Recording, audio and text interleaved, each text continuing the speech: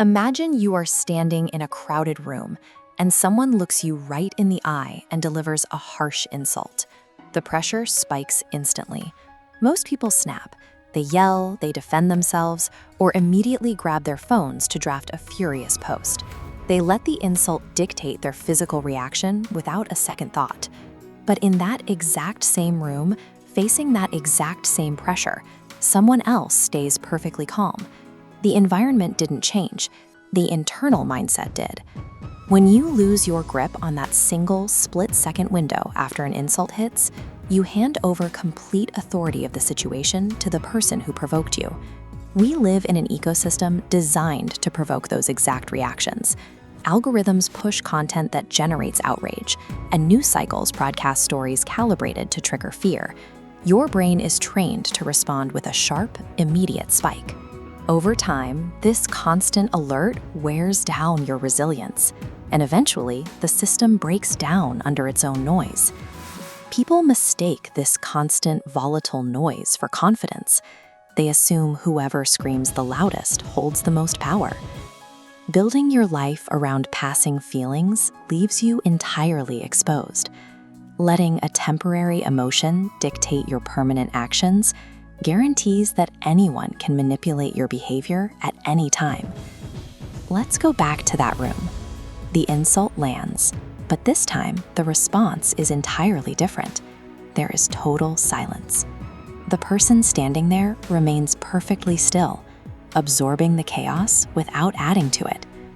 They are stepping into what psychologists call the pause. It is a deliberate, quiet space forced between the moment a trigger hits and the moment a response is given. Within this gap, you can choose to initiate a conscious interrogation. You can evaluate the source of the trigger and decide if the insult will hold any weight on a 5-year timeline. Widening this gap provides the leverage needed to bypass impulsive words and ruined opportunities, dissolving the impulse before it becomes a permanent mistake. That internal pause requires constant maintenance. You build the capacity to stay calm under pressure through specific, daily external habits. First, you listen heavily and speak rarely. By refusing to engage in every single argument, you actively starve tense situations of the oxygen they need to escalate. Second, you stop internalizing other people's opinions.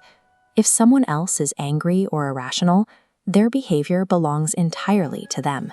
It does not dictate your baseline worth. Third, you rigorously curate your environment. You physically distance yourself from chronic complainers and hostile inputs that slowly drain your mental reserves. Together, these habits function as an automated defense system. They actively intercept external triggers and quietly dismantle them long before they can force you into a physical reaction. When a real crisis hits, the difference between these two mindsets becomes glaringly obvious.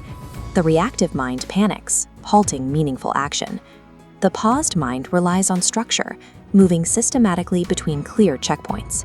This is why effective leaders remain quiet in high-stakes moments. They feel the same fear and anger, but they dictate where that energy goes.